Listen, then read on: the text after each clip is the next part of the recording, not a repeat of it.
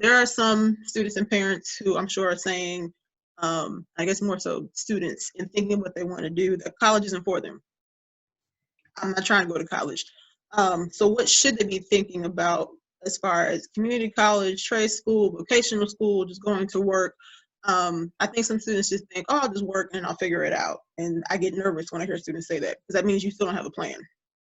You still don't know what you're doing. So what can you speak to how to still plan even if college is not in your plan, like how to plan for the next steps after you graduate? Right. Yes, absolutely. Woo, that could be taken in so many different directions. We can do a second video. Don't worry about that. Yeah. So, for those students who are in North Carolina, CFNC has this tool. I don't remember the name quite yet, but it calculates how much money you earn and what expenses you have. So I think students need to think about what kind of lifestyle they want to live. Do they plan on living at home? Do they want an apartment? Do they want a child? How much are these things going to cost? So that means what kind of career do you need to get into, and how much would you make in that career if you don't want to go to college? And so just to be realistic with the things that they could do.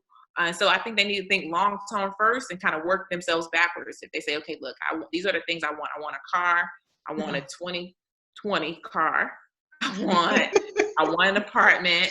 I want this, I want that. Okay, well, how much does that cost? So I've done this activity on CFNC with students, and they realize, oh, wow, I guess I need to make this amount of money. I need to make $60,000 a year or whatnot to afford that lifestyle.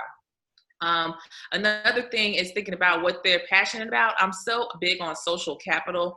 I know in college, a lot of times that's how people make those connections, is that it gives you, it bridges that gap, and you make those connections. So if you are not going to college, let's say you're not even going to community college, but you realize there are some things that you are interested in. Let's say real estate. Granted, you would be a young real estate person at 18. You still have to get you still have to take courses in real estate, of course. But so just look at what kind of career you want to get into and what the qualifications are. Sometimes you do have to go to a 2-year school. Like if you want to be a radiologist, I know a girl who she actually went to Carolina with me, but she actually went to a 2-year school after Carolina. That was so funny because she wanted to do radiology. I'm like, oh, well, she could have just done that, 2-year school first.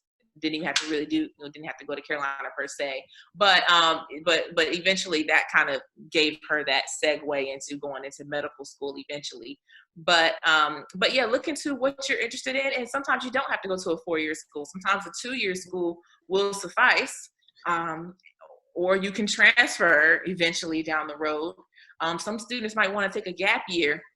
There are gap year programs where you might want to go abroad and help. You might want to join the Peace Corps. There's another organization called City Year, and they have about 25 locations across the United States. North Carolina doesn't have one, but the closest one is in Atlanta and in DC.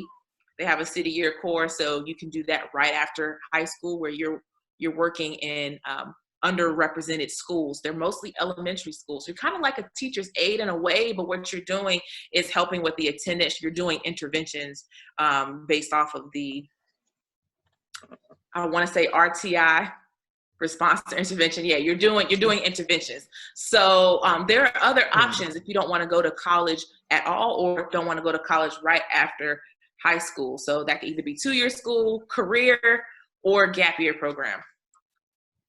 I didn't know the majority of that. Yeah, a lot of options. Have no excuse. I did that calculator when I was in high school. I didn't know. Everybody just kept telling me I had to make money. I was like, okay. I mean, you could always use that scenario on the Cosby Show. That was a great learning tool when he was trying exactly what that was. I mean, he told him what he wanted to do, what he wanted, and he ended up with no money. So, yeah, you need another plan. So I think that's a great tool. You are right. Good old Theo.